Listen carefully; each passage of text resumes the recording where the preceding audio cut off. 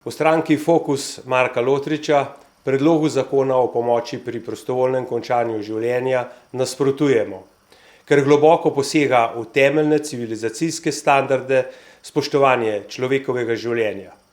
Gre za slabo pripravljen zakon brez trdnih strokovnih podlag, kar jasno potrjuje nasprotovanje vseh ključnih zdravniških organizacij, medicinske fakultete in večina slovenskih zdravnikov.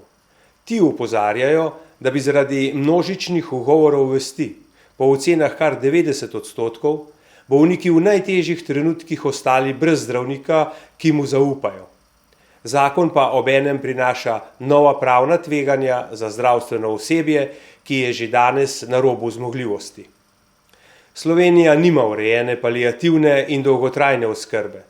Ljudje v stiski nimajo zagotovljene podpore, ki bi jim omogočala resnično izbiro.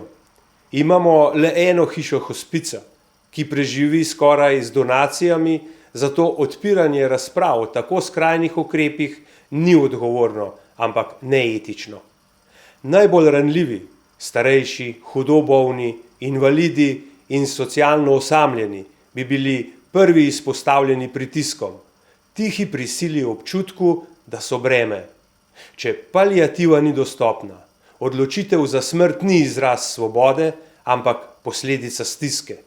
Paliativna oskrba pa lahko trpljenje učinkovito lajša, brez poseganja v življenje.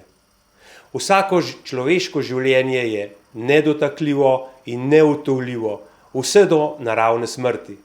Zato bomo na referendumu glasovali proti, za življenje, dostojanstvo in zaščito najranljivejših.